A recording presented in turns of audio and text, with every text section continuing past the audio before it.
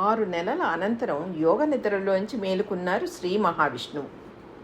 కనురెప్పల బరువు ఇంకా తీరలేదు. నేత్రాలాలస చెరగలేదు. చూపు తన ఛాతిపై మెరుస్తున్న కౌస్తుభమణిపై పడింది.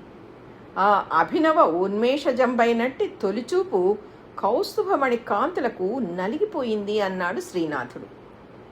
కళ్ళ మీద కాంతి పడగానే చూపు నలిగిపోయిందన్న అద్భుత వర్ణన సరే, ఆ శ్రీనాథుడు నిద్రలో సైతం మణిహారాన్ని పక్కన పెట్టలేదన్న విషయాన్ని మనం గుర్తించాలి. శిరమున పసిడి కిరీటము, కరయుగమున శంఖచక్ర ఘనభూషణముల్, ఉరమున వజ్రపు పతకము ధరించి దర్శనమిస్తారు తిరుమల శ్రీవారు. చేత వెన్నముద్ద చెంగల్వ పూదండలతో సరిపెడితే ప్రత్యేకత ఉంటుంది. బొజ్జలు కరిచి పట్టుకున్న బంగారు మొలతాడే బాలకృష్ణుడికి అసలైన ఆకర్షణ. బ్రహ్మదేవుణ్ణి హిరణ్యగర్భుడని పురాణాలు నుతిస్తే, సూర్యుణ్ణి హిరణ్యరేతసుడు అని ఆదిత్య హృదయం స్తుతించింది. భారతీయులకి బంగారం మీద మోజు భగవంతుడి నుంచే సంక్రమించింది అనడానికి ఇవన్నీ బలమైన ఆధారాలు. అంతెందుకు, మెళ్ళో ఓ 10 తులాల పగ్గం లాంటి పసిడి గొలుసు వేలాడుతుంటే వెన్నెముక ఎంత నిటారుగా నిలుస్తుందో మనకి మాత్రం తెలియదా ఏమిటి? ఇక అమ్మవార్ల సంగతి చెప్పేదేముంది? లలితమ్మ పేరే స్వర్ణాభరణ భూషిత అని కదా. ఆ నగల సంఖ్య 44 అంది శాక్తేయం.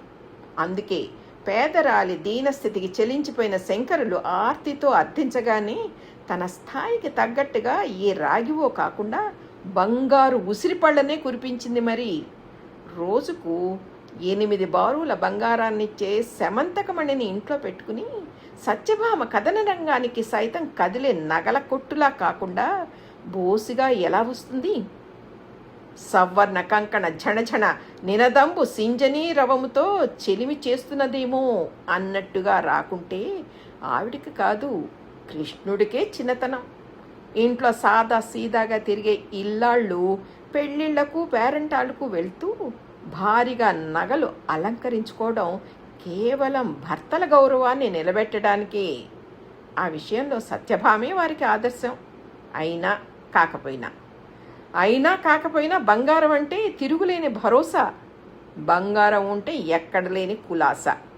భారతీయులకి బంగారానికి బకారప్రాస బంధమే కాదు, దిలాసాన్నిచ్చే బలమైన అనుబంధం పెనవేసుకుపోయింది. బంగారం మనిషికి ధీమా, భవిష్యత్తుకి భీమా. ఈ భావం తరతరాలుగా నరనరాన జీర్ణమైన కారణంగా మన మాటల్లోని పోలికలు ఆ తీరుగానే ఉంటాయి. తొలి పండక్కి పుట్టింటికి వచ్చిన అమ్మడి నోట వినపడే మాట మా ఆయన బంగారం. కొత్త జంట ఒకరినొకరు లబ్జుగా పిలుచుకునే ముద్దు పేరు బంగారం అని.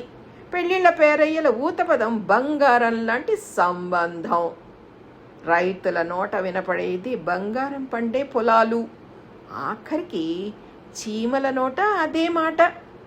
నా బంగారు పుట్టలో వేలు పెడితే కుట్టనా అని. ఇలా మాటికి బంగారం జపం చేసే మనం ఇళ్లల్లో దాచిపెట్టిన పుత్తడి నిల్వల విలువ ఎంతో తెలుసా? అక్షరాల 445 లక్షల కోట్లు. రేపటి అవసరాల కోసం ఆడపిల్లల కట్న కానుకల పేరిట వారసత్వ సంపదగా, పెట్టుబడుల నిమిత్తంగా భారతీయులు బంగారం రూపంలో దాచుకున్న ఈ భారీ సంపద లెక్కల్ని ఇటీవల కోటక్ సంస్థ వెల్లడించింది.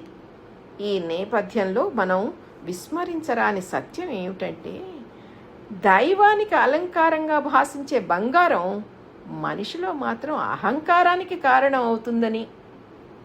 హిరణ్యకశిపు, హిరణ్యాక్షలనే పేర్లకు అర్థం బంగారం మీద పట్టరాని కాంక్ష పెంచుకున్నవారు అని.